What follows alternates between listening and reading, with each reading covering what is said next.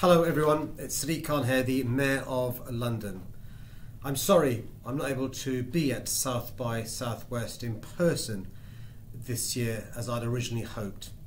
But I'm delighted and excited to see that this year's event has such a big focus on the climate crisis, because rising to meet this problem will, without question, be the defining challenge of our time. As chair of the C40, a global network of the world's largest cities dedicated to tackling the climate emergency, I can tell you that right now cities are at the very forefront of efforts to bring down emissions, clean up our polluted air, and end our addiction to fossil fuels. But we can't solve these issues alone. We know that reversing and mitigating dangerous changes in our climate will require all of us to step up and summon the strength and willpower to make a meaningful difference. That includes top innovators and thought leaders from across a variety of industries, people like you who attend South by Southwest.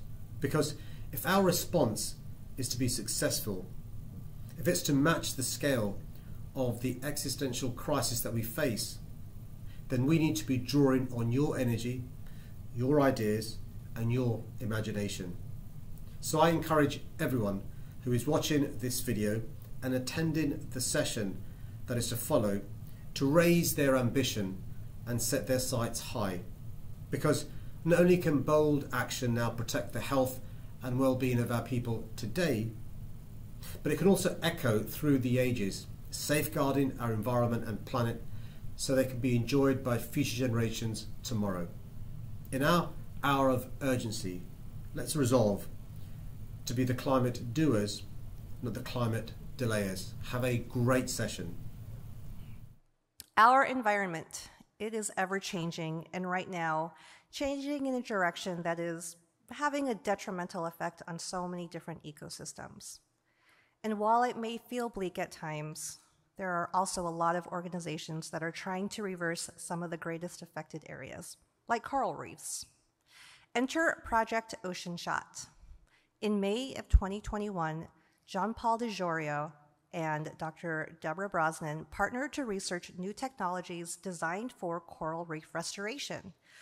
Located in Antigua and Barbuda, this living lab will be a hub where innovators can come and test their technologies aimed at environmental protection. Whatever I say from here is not really going to do this project justice, so we are about to hear from the individuals directly involved. And in a moment after a video runs, we will welcome to the stage John Paul DeJoria and Dr. Deborah Brosnan.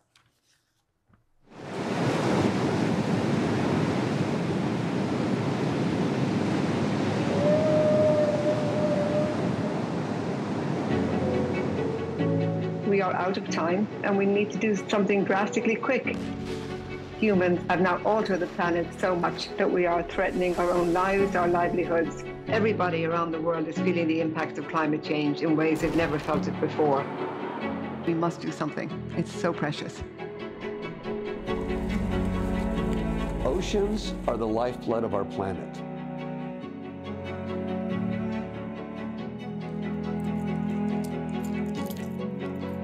Climate change remains the most significant existential threat to our common humanity. The moment people walk into the sea and just feel it, or the moment they see a coral reef, they are transformed.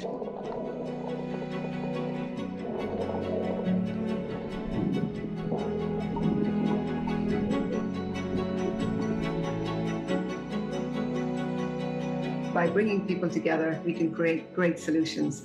No one is going to come and save us. We have to save ourselves. Everybody has got a kind of conviction here. I invite you to be part of our solution for the world. Peace, love, and a lot of happiness.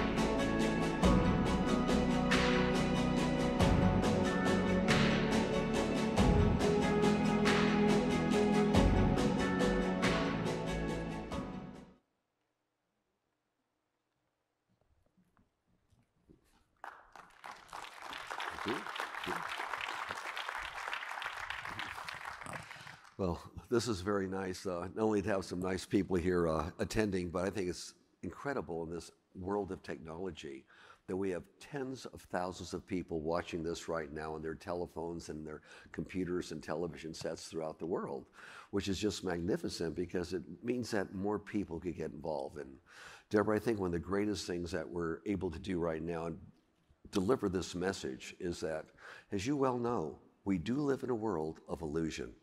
You see some things that you think are real. Now, sometimes they are, and sometimes they're not. However, what is very, very real is that people are doing more today. The vibe is changing on this planet, which we want to chat about a little bit today, changing tremendously.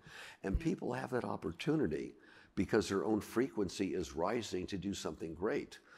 Many times I know in the philanthropy things that we're involved in, we like to tell people that the greatest high you'll ever get in your life is when you do something for somebody else, ask absolutely nothing in return, but just that you gave. It's one of the greatest highs you'll ever get. Well, how about the high of not just doing something for somebody else, but how about doing something for the entire world, the entire ocean? And that's what this is all about. Let's pay some attention to that. Please, let's chat a bit about I totally your vibe. agree. It is the most exciting. I think it's the most exciting moment on the planet. We're coming out of a pandemic. We see an awful lot of awful things happening in the world. And at the same time, even if you're just walking around here in Austin the last few days, you can feel a vibe shift. There's so much energy, the frequency is raising. And for me, I have worked all my life with the oceans. I work with private sector, I work with philanthropy, governments, a lot with communities.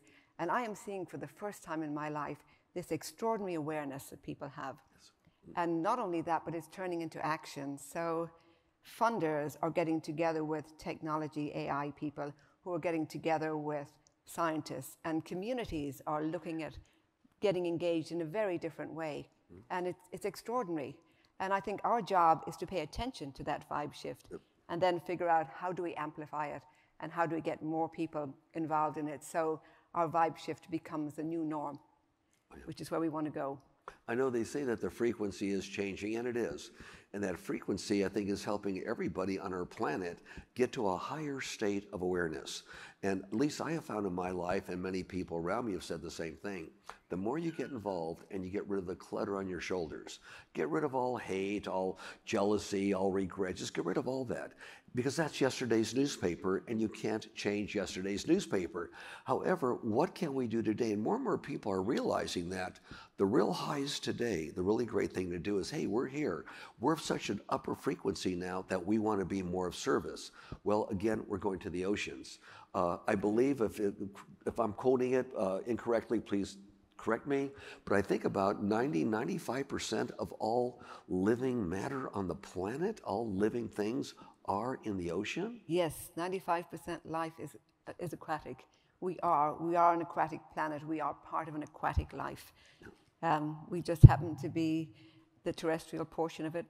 But look at the composition of our blood. We came from the ocean.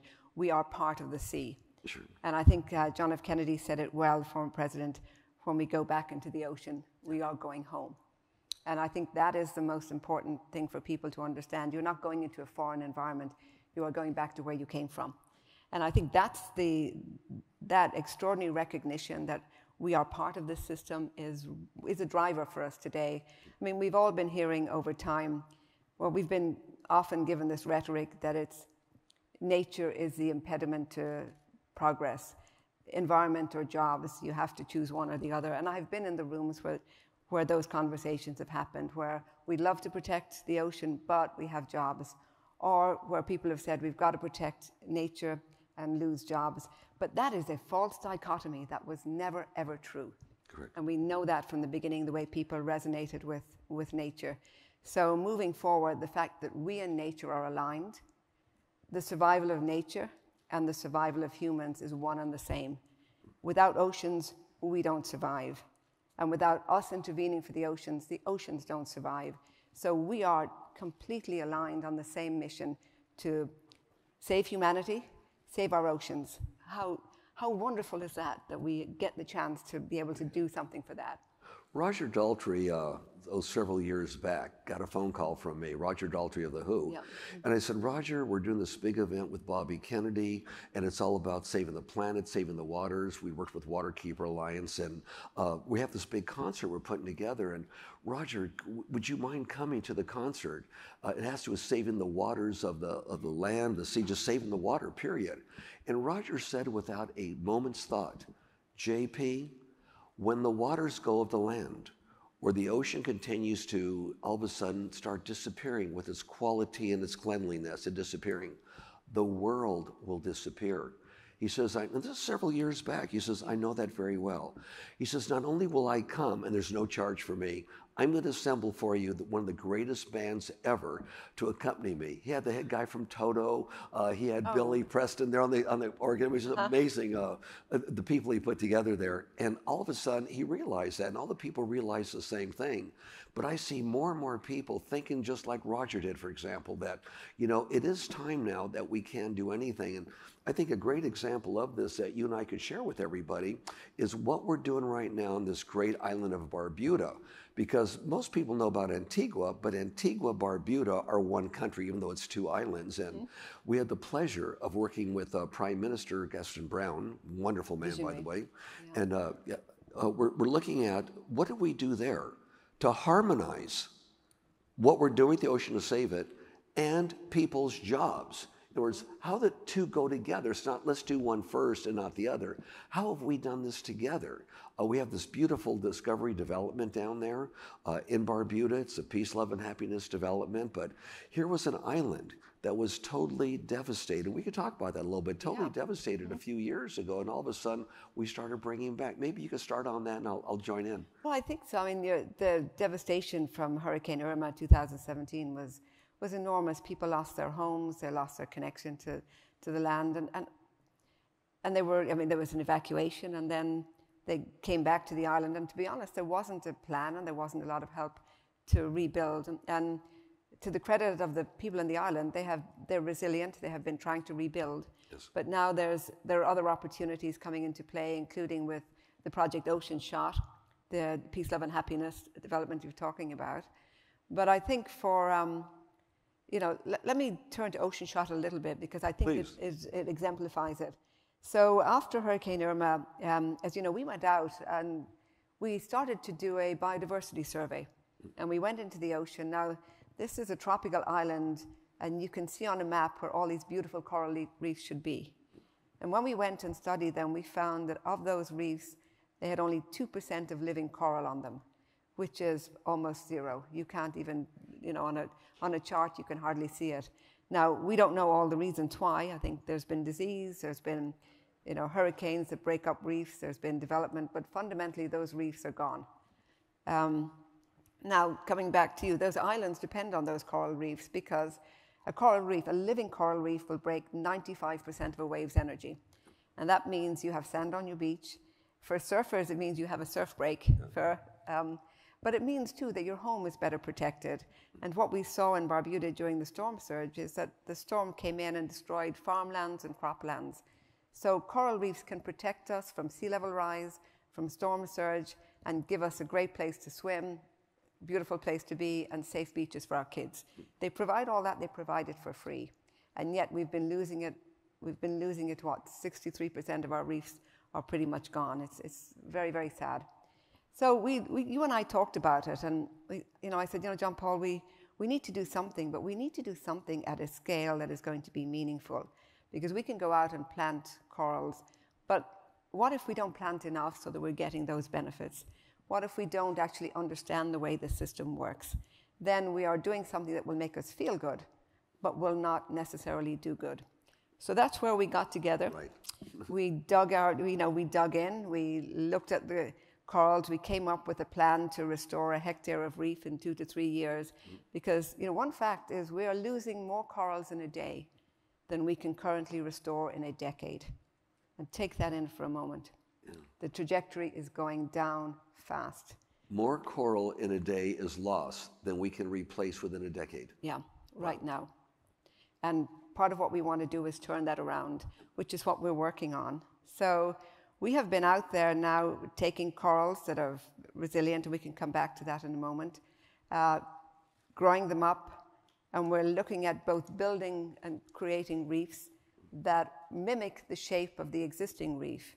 And we're literally through science measuring what does the shape of that reef have to be to provide all of those services, and then to recreate the living coral, the fisheries, the fish that were on there, and have those come back. And to me, it's so exciting to be able to do that. But the great thing is we're now engaging with the community. We have 6 people who are local people who are hired who are doing this. And we're learning from them because they've been in this system all their lives. And they're saying, well, this is where we would find this kind of coral, and here's where this was. So this traditional knowledge is coming together with science. And then taking it a step further, we now have AI technology, Silicon Valley engaged. And that is wonderful. So while I'm sitting here talking to you, there is a team from Nature Counts Foundation who've been developing this AI technology, camera technology. They are deploying it right now, at this very moment, on our reefs in Barbuda. And that AI will monitor the reef 24/7 and start to pick up patterns. It will identify fish, where they go, how they relate to the reef, how the reef pattern changes. So AI technology is going to tell us in a month what it would take scientists like me 4 or 5 years to do. And we can do it there, we can deploy it elsewhere. So this is the extraordinary project that we're doing, and people it's bringing together are amazing. I think the way you put it across is just fabulous. And that AI is really a good secret. We've been working together here on rebuilding this reef, your scientific mind, and we took it with an entire development. And the main thing that we're looking at right now, so everyone will understand this, is we know how to find the coral, and you could talk more about this, that has survived the climate change, and find various colors, and then put those together, amalgamate them, and all of a sudden create a reef of various colors.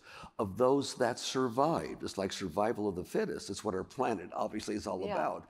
But even though we have them every day dying off more than could be replaced within a decade, what's dying off, the fact is there is hope. That's the thing, there is hope. There's something that can be done. And the fact that you're able to take these different types of corals that survived the weather and everything else. Maybe 95% were wiped out, but 3, 4, 5% may still be there. They're the strong ones. We are duplicating those right now in Antigua, Barbuda. That's happening. Yes. But the big deal is, how do we do it and make it happen quicker? How do we put this whole process together so instead of taking, let's say, 5 or 10 years to do what we want to do, maybe we could make those grow within a period of a year quicker so the whole world could learn. And maybe you could touch on that a little bit. Yeah, that's just fascinating. Yeah, to me, there's hope. There really is hope. So it's like you said, these corals have gone through at least 3 what are called major bleaching events, which is when the ocean warms up and corals die. And we found many places in the Caribbean that half of the corals bleach, and of those, maybe 70% die. They lose their algae. But some survive, and some survive a bleaching event and get stronger through each event.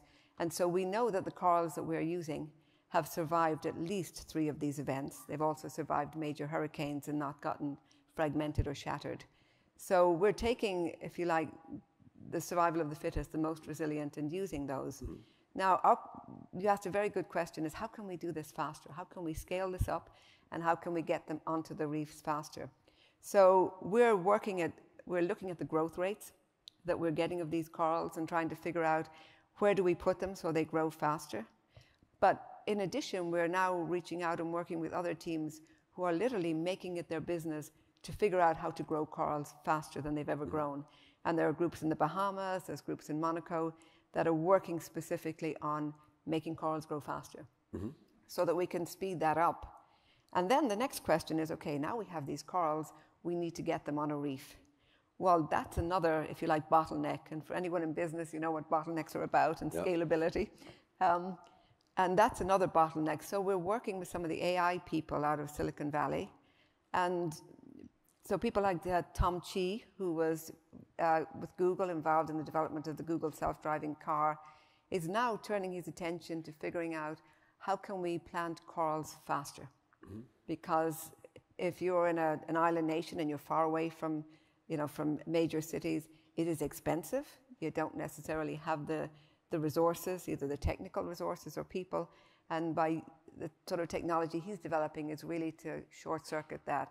So we get the corals growing faster, then we start to develop a technology, which he's doing, to plant them out. And the great thing about that is you can take it to places around the world and replicate it, which I think is extraordinary. But yes, you know, corals are hardy, and we want to basically take advantage of what they do to survive. Of course. And how they make others survive. I believe parrotfish, for example, and other fish eat off the coral, but more important, what they eat in other fish is the algae that's growing on there. I believe we call it seaweed that's growing on there, yeah. Which is great because it feeds the fish because it's growing on there, and it cleans, from what I understand, it also cleans our system out, so it gives the coral a chance to grow and not be smothered by all this seaweed. So it's kind of like nature, one is helping the other out. Isn't that wonderful? Yeah. We don't want to eliminate that, that's for sure. No, and I think you said something very important there, that one is helping the other. You know, we have often been taught about, you know, it is in a way survival of the fittest and competition. But if you look at nature, nature is all about cooperation. And it's all about species working together, even at the simplest, from trees providing habitat for birds and food for other species, some plants creating changes in the soil that allows trees to grow. So this idea of cooperation in nature is how nature works a lot of the time. And we could learn from that. We could learn from that in our societies. We could learn from that in the work that we're doing. That is how we move forward. Well, I think the way we move forward, and some of the things you're thinking about, what's most important is you act on them. I'd love to share with our audience something that happened several years back on the island of Barbuda. We had a project going there, and I got a hold of you and I said, my gosh, there's very few turtles here. What can we do about the turtles? And you had informed me that, yes, in fact, their breeding habits are now lessening. There's fewer turtles coming from the sea to breed on this land. Sand dunes have been removed. Now the government wants to bring them back, which is wonderful, but what do we do? So we kind of took that on, you scientifically, and I believe in the first year of our project to save a better habitat from the ocean to the sand so they could give birth. All of a sudden, with what we did and recreated that, I think we almost doubled within the first year or 18 months the turtle population that was coming there to nest. It's about taking care of something. Now that's the sea. So if all the turtles go, whatever the turtles work on, and whoever works on the turtles afterwards, it could be eliminated. So we're keeping all these species together. And a lot of people say, as you brought up when we first started out, that, you know, what do you do so that you don't go all green and you hurt the economy? How does going green and helping with what's going on to change the world work with jobs and the environment, and not, well, we can't do this because we got to save the environment? And I think this is a great example of what's happening down there. And I'll just give the example of when we did a development before the hurricane, there were approximately 150,000, let's say, residents on the island of Barbuda. And then after the hurricane, people started coming back, but maybe only 600 or 700 returned. And between the project that we're doing, I believe we've hired almost 1/3 of the people of the island, and at the same time, the people of the island, this beautiful island, are giving us input on where the best coral is. We're giving them the next stage. Like we're looking for the AI, we gave them the next stage. Here's what we're doing. You're going to be part of it. You're going to go to work for us. You're going to be paid. And you're going to help us together, synergistically, rebuild this reef. So it gave people jobs and income. It took their knowledge from the local people, combined it with our knowledge, to get this going, and it's going at quite a pace. As this grows, we get more and more people involved from the island. So now you have an income. You have more things happening for the island. You have development looking much better because the development is now tied in. The big development there is now tied in with, look what we're doing for the oceans. And it's amazing, amazing in the business world How many people got excited about not only getting something in this project there, they want a piece of land, they want to build something on this beautiful beach, but also saying, because of what you're doing for the turtles, because of what you're doing to save the ocean and the reef, we want to be part of that. We want to build houses here so our children can see this happening in front of our eyes. They are the future, and they're so excited about that. So it's most interesting how this is influencing the business world and families that want to be part of something. As you say, the vibe is raising. It is. And just seeing, like, we learned so much from the local people about the sea turtles. And, you know, we go out at night, there's a local team that are now running this program. Sure. They're fluent in GPS, GIS. It's extraordinary to see how much of modern science and technology they've learned, and how this interaction between people these communities that would never be together are coming together and learning from each other. And that's, like you said, that is rewarding. But you raised a point that I'd like to come back to. You know, let's say funders, people with finance, who may look at the world in a particular way. Right. And I'm going to switch gears and give you, like, just some numbers here, because I think these are important. So right now, if the ocean was a country, it would rank 7th in the world in terms of GDP. But it receives the lowest amount of funding of all the Sustainable Development Goals. Sustainable Development Goal 14 is life beneath the sea. I think about 1% of all the value of the ocean, less than 1%, has been given towards sustainable projects in the last 10 years. There's at least a $4 trillion gap between what is needed and what's available. Now, we're not going to solve a gap that big here or in one swoop, but the only way we're going to solve it is by the money matters. It's by getting more of the money that's needed into these projects. How do we, I mean, I'm a scientist, I talk science, but people in finance look at return on investment, and we want to bring science and ecology and investment together. How do we do that better? How do we get more people, like the people you were talking about, coming down and thinking about turtles, thinking about coral reefs? How do we get more people to think that way and make it more the norm? How do we raise their vibe so they are thinking differently? I think what we're going to do here is probably put together for other islands and other parts of the world a little playbook on how you do it, how we take the local people, how we incorporate the local people in there, how we all of a sudden, no matter where we are in the world, the local people are involved and they're paid for it.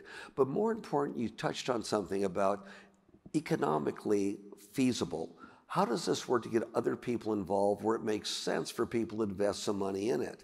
I think I'd like to go back to that development in Barbie, that discovery development there, is that development, when it was put together letting people know who wanted to buy these pieces of beautiful land to build beautiful houses on, that this will be one of the most ecological developments ever. It's on the ocean. And we're starting right in front of your front door by making the ocean better, creating a reef where your whole family could come. Well, all of a sudden people say, well, there's a lot of nice places to build throughout the world or to buy throughout the world, but these guys down there have this beautiful development going on and they're participating on changing the world. We want to be part of that. Like you mentioned about the Vive. So we see more and more of this happening. So even along coastal areas, for example, it works great for people to say, I want a development here, but I want to do something for the ocean and include it as part of my development. Or I have this restaurant, and part of what I'm doing right here has to do with the sea. We could see the sea, we could eat from the sea, but incorporate what you're doing. More and more people worldwide are supporting companies, projects, and endeavors where people are doing more than just giving them a darn good product. Like, here's not just a great glass of water, along with it comes this. Yeah. So more and more in the business world, when you associate yourself with something that is great, that touches people's hearts. Now, as you mentioned so well, very few really got into enough for the ocean that really, really matters. But more and more can. And I think that the more they realize that, hey, the Vive is raising and more people are looking at, my gosh, how do we save the dolphins? How do we save the whales? And so forth. The more people get involved. A great example is this is the Sea Shepherd, who's right out there all the time. You know, Paul Watson, the Sea Shepherd, fabulous people. I served time on that boat for a whole week with my daughter trying to save the baby harp seals from being clubbed to death. But anyways, so what do? They go out there and change things. And all of a sudden, a few years ago, on worldwide television is whale wars. What they're doing to try and save the whales out there, how they're doing it, and all of a sudden, what's going on? Well, one thing led to another, and all of a sudden, people like myself and others are buying boats for the Sea Shepherd to go out there and save something to make it very, very real for the rest of our species. So from our point of view, from all the Paul Mitchell schools and hairdressers worldwide, when we let them know what we're doing in the ocean, whether it's groups like the Sea Shepherd or what we're doing in Barbuda, they say, this is so great. How do we become part of it? Wow, we really like this. The youth of America is changing, but the youth of America and the vibe of, let's say even with the older people, it's changing also. Somebody had said once, maybe twice, maybe 1,000 times, maybe many people said that. If we could take only 1% of the population of this planet, only 1%, and have them all on a higher level, a higher frequency, we're thinking about helping one another out, saving the oceans. Forget the war, forget this negative talk. Are you kidding? Watch the news. It's mostly negative. Don't watch that anymore, okay? And then it changes. The next month you hear a different story than the first one you hear. It's negative. You can't change yesterday's newspapers. You could only go from today forward. So more and more people are realizing that what is forward? We've got the trees handled pretty well, but they need more help, and we're helping them. But the ocean is so big. It occupies a majority of our planet. These things are great. Whenever we have things like the Walk on Water, the Sea Shepherd, whatever it might be, and there's events around it, people show up galore because they want to be part of it. So it's already showing that people are doing things that attracts people that want to be part of it. And I can name a half a dozen or a dozen big groups that have to do with nothing but water or the seas that people want to be attached to. Well, it's not advertised a lot. You've got to know about these things. When you know about these things, people in industry can attach it to something they're doing. I know a while back there, when we had some of our Paul Mitchell products out there, we put on the side that we're saving hair and things of that nature to save the oceans from the big spill that took place up there in the Maldives, you know. Oh, yes. You know, so we broadcasted it, and we put it on our product. All of a sudden, that particular items that we put it on even moved faster, which told us that we did it to announce that we're proud to do that on behalf of hairdressers throughout the world. But the fact that people went there and bought more products because of it, we thought was just amazing. So more and more as people attach their product, their service, or their new developments to something like this, the greater it works. The Sea Shepherd, I'd love to give a great example too, with Barbuda, how they helped us out down there, because it's not just we on land helping out those at sea. It's an example how projects at sea help people on land. After that horrendous hurricane that wiped out the island of Barbuda and hurt so many people there in the area, so many, I made a phone call to Paul Watson, the Sea Shepherd people in Faro, who headed up that division of it. I said, we need a boat. Is there a boat around? We could send a Barbuda to the islands down there. We have to evacuate people off the island, and we have to get these people to Antigua. And they need provisions. I'll pay for whatever it takes. And they said, JP, we have actually the Coast Guard cutter you bought us sitting in Miami right now. Give us 24 hours. We're going to fuel it up. I said, I'll pay for whatever it takes. Fuel it up, send provisions, and it took off and went there.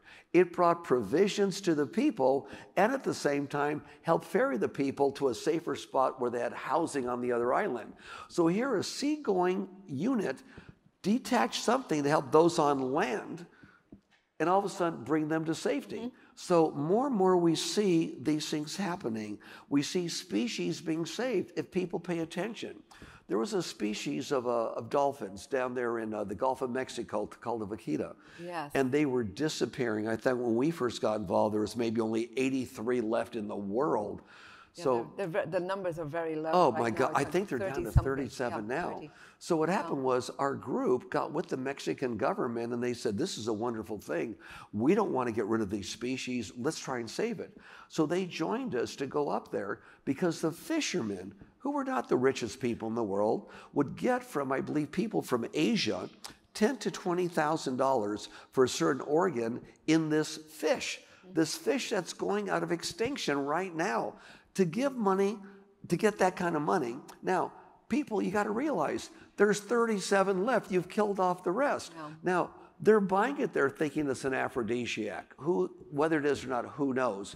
But we had to educate the locals on, don't do this, because that money's going to be gone within a year. Yeah, you'll get some money now, all of you, but it's gone within a year. Okay, and what's going to happen afterwards? You've eliminated an entire species and have a black eye. Well, that community fought us in the beginning, said, no, that's ours, don't tell us what to do, and we're going to fish in our nets, and we catch them, we're going to catch them, we're going to continue our business because we're making a lot of money. It was a long-term educational program to try and say, this is wrong. We're here spending lots of money, hundreds of thousands, to have ships here to protect your fish in your bay. So many times it's not easy to do. But in the developed world, where people care more about themselves, care about their families, their children, and we're trying to teach people this, your children in the future, this is their heritage. You're going to leave behind it, wiping out a species. We could work together. And I think throughout the world, we're finding more and more that people like on the wonderful island of Barbuda said, we'd love to save our reef. It's going away. We'd love to get involved. What can we do? Most people are like that. But sometimes it's not easy. We have to really go into an education, try and help these people understand that what we're doing now, yes, it's for us, but it's for our gift to future generations. We're brought on this planet, at least I think, with absolutely nothing. We're just here in a body, and when we leave, that's what's left. We've already left the body, we're elsewhere, and there's just deteriorating meat left behind.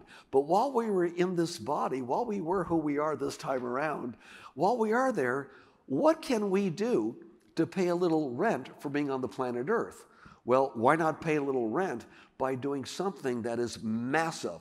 And that's join us, everybody out there, and businesses especially. Let's pay more attention to the ocean. Let's attach some of our marketing campaigns to the ocean because it's becoming more and more popular.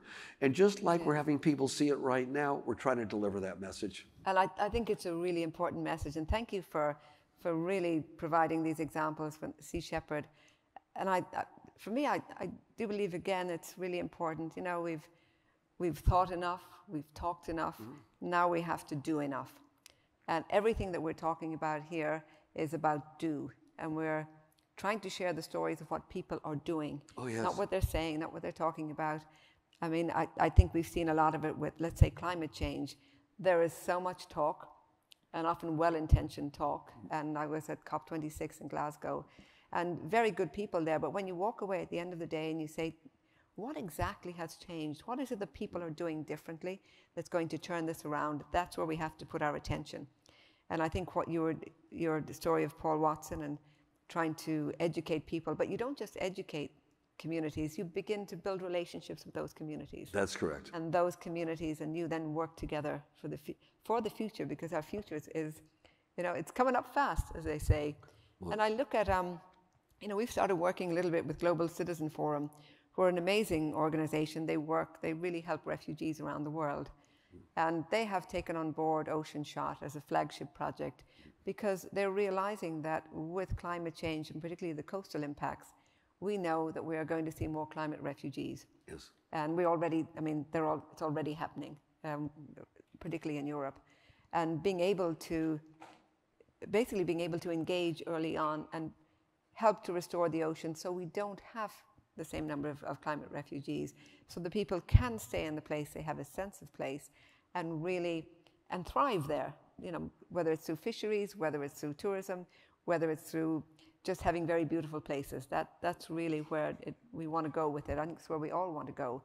So kudos to them for, it's like you said, there are groups who would not normally be thinking this way, are now beginning to expand to think about the oceans and what to do. It's amazing. But I want to come back to the tech people a little bit because, I'm a scientist, my background isn't in tech, but I have come to know a lot of tech people really through this way of looking at what can we do and what communities do we need to build that we haven't built before. And for me, who do I need to talk to that I wouldn't normally talk to? And I find that, there's a lot of tech people out there that are now saying, well, we used to build apps for this, but now we want to build apps for the ocean, or we want to start doing things. And for me, I've been noticing that springing up around the world, there are financial institutions that are starting to support these kinds of efforts. So there's I think Sven's Blue Ocean Fund is now funding I think it's Unseen, a technology startup that literally has a technology to track these illegal fishing vessels, even when they have their GPS locator turned off. And as you know, illegal fishing is 20% of the catch. It's a huge problem in the world. So we're seeing this happen. But what's intriguing to me, and I don't know how you feel about it, I'd be interested in your thoughts about it, are these other institutions. Moon Jelly DAO are a group I met recently, and they're using blockchain technology. And DAO, these sort of self-organizing communities. What they want to do is say, okay, we will create these funding mechanisms that everybody contributes to. We will use science to see if we're getting an impact. But fundamentally, we now decentralize funding for our oceans, and we start to see results by being able to use follow it by a blockchain technology. It's a fascinating new way of looking at things. And I've heard, there's people think, wow, this is going to be the next wave, or, no, it's not. So what do you think of this new kind of I think that technology? when it comes to funding for a project as sensitive and as important as the oceans of the planet Earth, that every single vehicle, every avenue we could get to raise the funding that it takes to create some of these more advanced procedures on how to let it multiply even quicker, give us all a better planet, is an excellent way to go, more and more and more. And whether it's blockchain, no matter what it might be, but all those avenues are extremely important. And I think it also opens up awareness for people. Deborah, I happen to know that in the last 6 months, you've been in different parts of the world participating in panels, in lectures, and all of a sudden people are getting more and more interested in ocean shot, for example, what we're doing down there in Barbuda, wanting to come and see, wanting to be part of it. And I know that here in a few months that you'll be at an event that we're holding for Prince of Monaco. Okay, Prince Albert Monaco will be down there, and that you'll be there at that event. So more and more we're seeing larger and larger events taking place in unusual and different places. And it goes back to whether we get funding through blockchaining or what do we do? What we try and do ourselves personally is to make sure that every dime we spend goes to the end result and not just to fundraisers, which is very active. And I think more and more people are doing it. A lot of people on our planet, not the smart ones, but a lot of people on the planet, okay, want to be part of the masses. So all of a sudden, someone comes with a great idea. Here's our cause, and everybody jumps on board because it's the cause of the day. We've seen that in the last 2 years. Okay, yes. Whether you agree with them or not, here's the cause. They all jump on board because they want to be part of the masses. They think, well, the masses have it. This is great. But what they forget is the masses are made up of individuals. If just one person in that group says, well, that's fine, but I'd rather do something else. I'm the individual. I think this is better. Yeah, this may be the popular thing, but to me, this makes more sense. For example, doesn't it make more sense instead of what's popular this year, whatever fad's going on here? Doesn't it make more sense to look at what can we on these bodies do on this planet Earth to save the planet and actually do something to save the planet? And the mass of the planet is water. The future of the planet is also the sea. The sea goes, we all go. And right now, a lot of the sea is going away. Not just the coral, but all that plastic and all those islands floating around. So it's really paying attention to the biggest thing we have now, which should be one of the most important things we pay attention to. Not just don't use this, don't use that. How do we save the big one? How do we save the big one? Mm-hmm. And what can we do immediately? Wouldn't it be a pity that if we don't change quicker than we're doing right now, it'll happen within probably the next 10, 15 years. Our kids will go down the beach, want to go see the coral, and it's not there anymore. We see more and more fish disappearing, little species going away, and more disappearing. It's the biggest part of the planet. The biggest thing we could do for Mother Earth is to save that ocean. Yes, we want to save the air. We want to save all of this. But when that ocean goes, it all goes. There's no more messing around because everything depends on something. All gets back to the ocean and that water and that species. Yeah, that's so true. We do depend on the sea. We really do. And somebody, like along that question, that comment you made, there's a question just came in. Sure, let's answer some questions here. But it says, how do we shift the conversation from personal individual responsibility, as in plastic straws a little bit, to the more institutional change, which would be carbon dioxide emissions and their result from the ocean. So that's really taking it at two levels, the individual and the larger institutional change. Well, you as a scientist, please address that first. Oh, I think we have to do both. I don't think it's either or. I think it's, to me, I am inspired, particularly by young people who are getting up in the morning and they're saying, I'm going to buy this and I'm not going to buy that. Or ask me questions about what choices they should make. And they are doing things individually because it's the right thing. And they're willing to put some thought, not to take the easy way, like, oh, I'll just go grab something on my way to work. They're putting the thought into what it is they grab on the way to work. And I think we don't have to change the mindset, we just have to support that emerging mindset of young people, because it gets me up in the morning, you know, when I see that. And I think that is our way that we're going to start changing these institutions, but we don't have the time to wait for this new generation to come up, because they will start to meet roadblocks along the way. I think we have to be in the rooms of those institutions, that scientists, people like you who are business people, very successful, and also philanthropists. I think members of the community have to be in those rooms and at the tables and saying, look, you know, the Goldman Sachs, the BlackRocks, the JP Morgans, this is how you've done business. But there is another way, and you can still make money, but your equation is limited, and you need to broaden it and start to take in different factors and actually start to run the numbers, run the models with these. They're not doing that today because they don't have to. And so I think we have an education process ahead of us, and we need to, you know, whether it's going on panels, whether it's going into the rooms, being heard and educating in the same way that we're willing to educate communities, we must be willing to educate the institutional leaders who don't necessarily want to listen to us, because right now things are comfortable for them. So we have to be willing to go in and you know, make them listen, provide the arguments, so they start to engage. And that's how I would do it.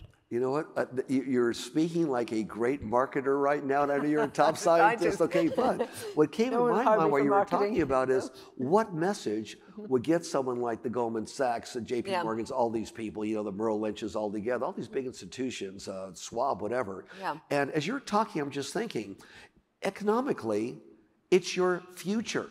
Mm-hmm. If you are looking at a company and you want it to be around in 50 years or 25 years, and you want it to grow, if the ocean gets sick, the planet gets sicker, which means that the economy goes down. So what's happening right now is by you not pitching in and paying attention, you could be affecting your bottom line in the next 5, 10, 15, and 20 years. How long do you want your company to grow and grow and grow? And how much would the economy grow if the oceans get sicker than they are right now, which affects everything around us? Mm-hmm. Not that much at all, would it?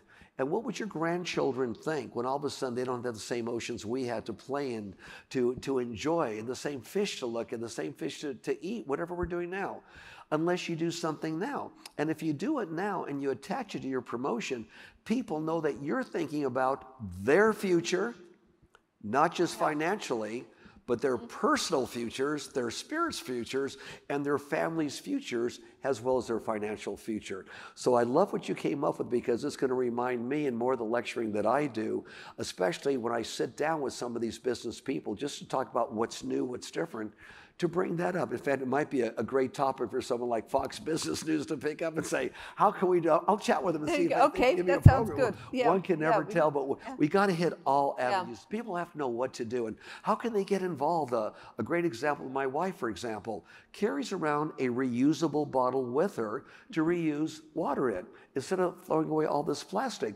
And I know that in the last 3 years, for Christmas, I have gotten more from companies, water bottles, reusable water bottles with their name on it. It's good promotion for them and a gift. So more and more people are being tuned in. We just have to be more vocal about it and tell those people how much more we appreciate what they're doing, and the bigger ones, that they could jump in and do the same. Hope that could maybe answer that question.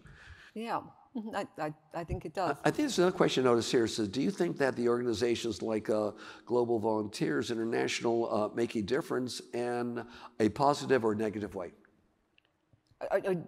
Yeah, I'm reading the question. Okay, I think the volunteers organizations do make a difference in a positive way. I think thoughtful ones.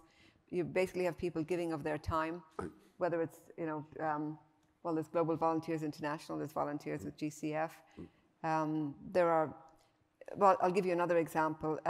Paddy Project Aware, which is the foundation that's the conservation arm of about 11 million divers right now.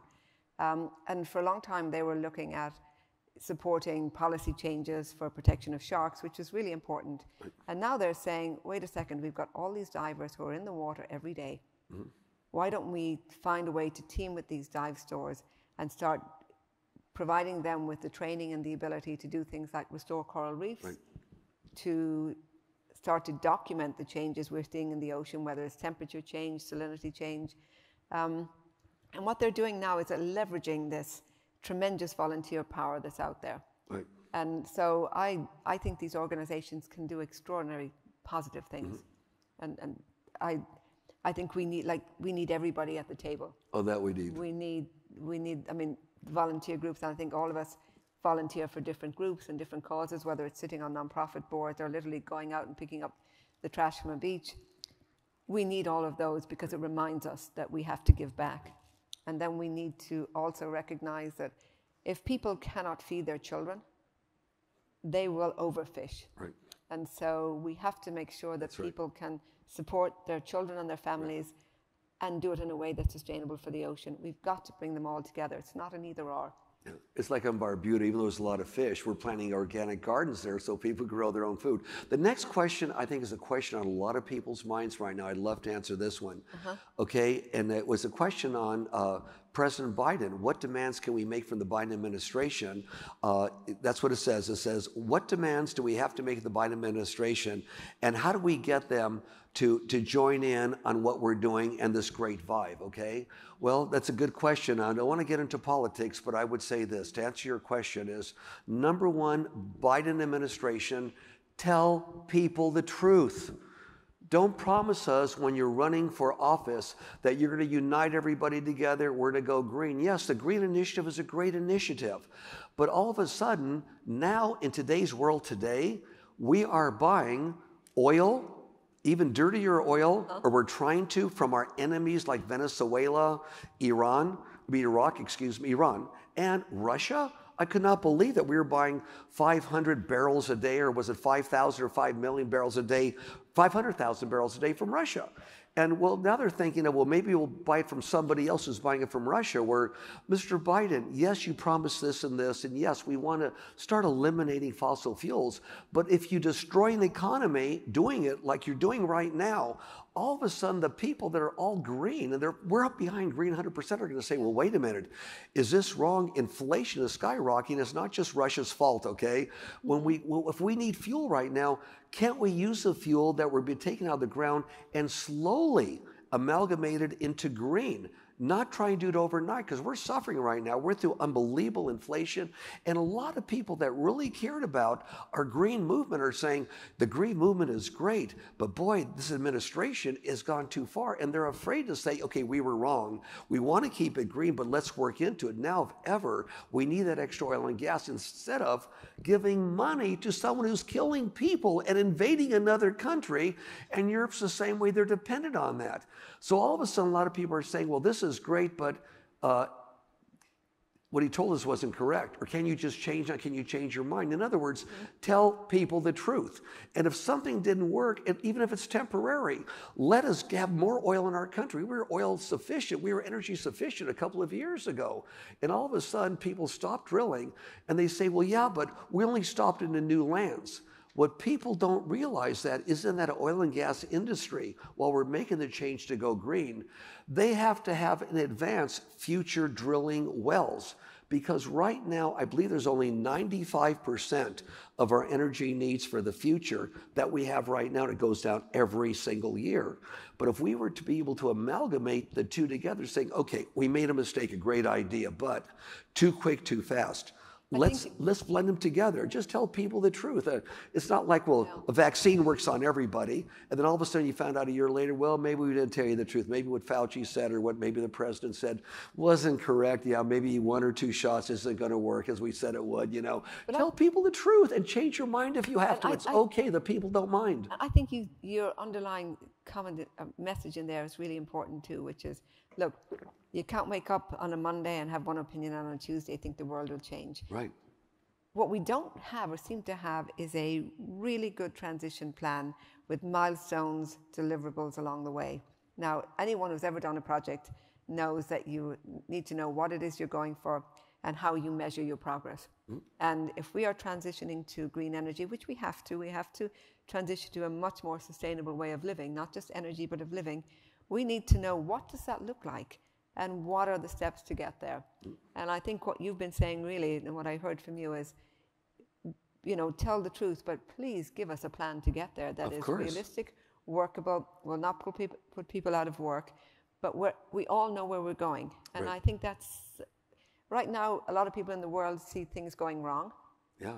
And like you said, the news is really bad, and the IPCC report on climate was catastrophic. But we also need to say, okay, like this is reality, but this does not have to be our future. That's correct. And how do we get to the future and give people a plan and a way of doing it, I think is really important. And that's, I think that's key for us. So your points, well, we don't want walls for people to run into. We don't want people all of a sudden to say, our great green initiative is wonderful, and it is, right? But all of a sudden the wall we ran into was, our timing is really off now because who didn't do the studies to find out what would happen if? And all of a sudden, even before Russia invaded, our inflation went up last year, even before the massive troops, and gas and oil prices went up because the industry doesn't have that backlog in the future to pull from. So I agree with what you're saying. There must be an easy transition. If you run into a wall like we have right now, it's okay to say, hey, we're going to change. Yes, this was a great idea, but with the economy the way it is now, we've got to make a change. We can't let somebody kill other people just so we keep our green initiative and we don't transition the way that's the proper way to transition. Yeah. And keep You're 100% right. Yeah. So there's 2 questions that came in. I'm going to kind of amalgamate them a little bit and quickly answer them. What can you do on a daily basis to not harm the ocean? Pay attention. Plastics are the big issue in the ocean. Big one. Cut down on your plastic use. That is a great thing. Support people who are helping the ocean. And then I think the other was somebody asked, how do you get involved in this kind of work? It would take me a long time to answer. Please send me a message and I will respond. But all I want to say is thank you for asking that question, because we need more people involved in science, in environment, and in this kind of work. So it'll take too long to answer because we don't have much time left. But please send me an email and I will respond. And what email would they send it to, Deborah? You can send it to, so my email is my last name, Brosnan, at deborahbrosnan.com. Good. So Deborah Brosnan, all one word. So thank you. Could you spell it out for them, for those that need every single letter? So Brosnan at DEBORAHBROSNAN.com. I think a great way for someone to pitch in for something greater than anyone on this planet. Call it for the cosmos.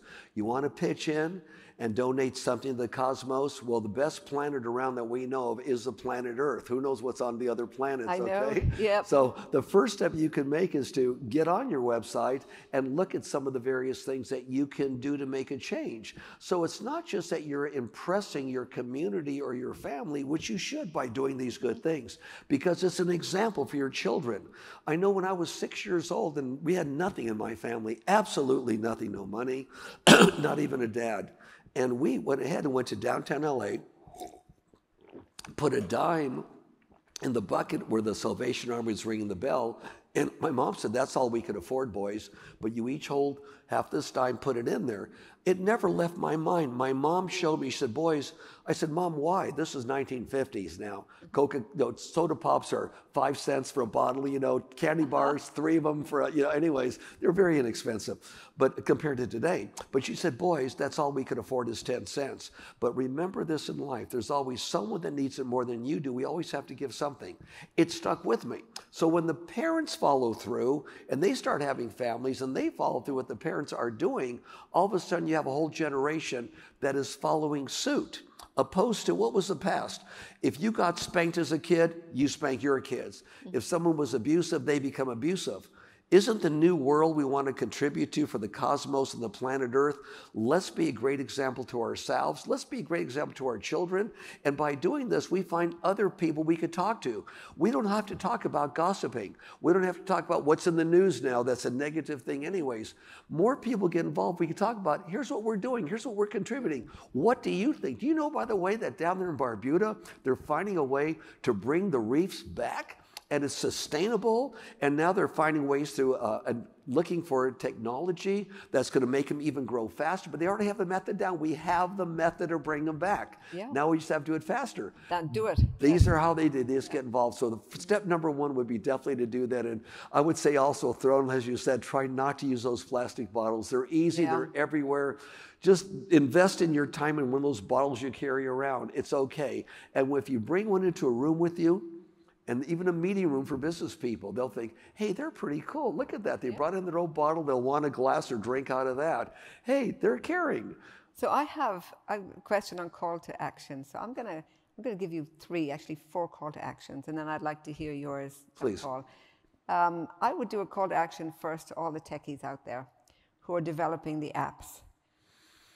Bring your inventions, bring your innovations to us. We have a platform underwater in Antigua, Barbuda, where you can test them, just like these AI people who are down there. Start doing more of those, bring it to us. Finance people, be willing to learn, be willing to have an open mind. Start going into communities you don't go into. Start developing new models. You know how to do this. You know how to make money and save the planet. Start doing it. Really important. And then thirdly, to everybody out there, people like me, people like you here, what is it that you are doing to create a vibe shift for the ocean? What is it you can do? Now, we literally set up today Vibe Shift for Oceans on Instagram. I would love, you would love, we would all love to hear from you what it is that you are doing and what you think we should be doing as well. What more should we be doing and how should we be going there? And they've got it up there. Please let us know, because we are all in this. We are all one community. We have to hear from you. We need to know what to do. So that's my call to action to myself and you. That would be my 3 call to actions. John Paul? And mine is, consider in mind, as you have green movements everywhere, which are all good movements, okay, is this. There's also even a bigger movement than the green movement, and that's the blue movement. The oceans, the sky, that's a blue movement. Oceans go, it all goes. So let's look at it as a greenish blue, and what can we do with the one that not enough people are paying attention to, that is the most important one of them all. Now, also, get involved, and personally, look at what can you do. A great example is JP's Peace, Love, and Happiness Foundation, my family foundation. We do not accept money from any outsider. We don't.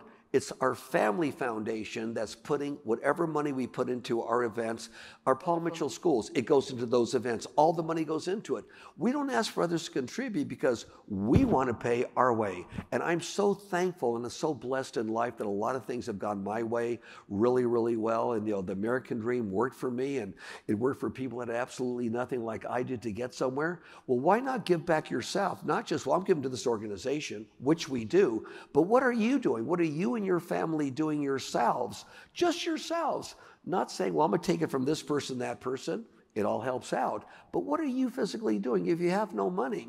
Are you carrying around something to refill your water with and gladly have it there? Are you picking up some plastic? Are you maybe using less plastic than before? Are you turning off the water a little bit quicker? Are you talking to more people about positive things that help the blue as well as the green? What are you personally doing? That's the call to action. I think that and be is proud of it. Tell everybody.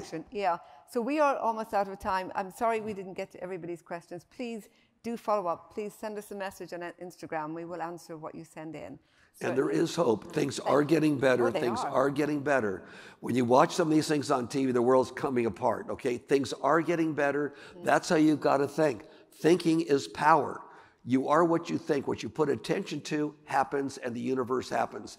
If at least 1% of us put attention to all these things, it'll start happening. Great. We're very powerful. Yeah. Thank you, everyone, for joining us. Thanks Peace, for love, and happiness, all of you. to be here with you and to feel the vibe shift. It is amazing. So please come join us. Everybody has a role to play. Thank you. Thank you. Peace, love, and happiness.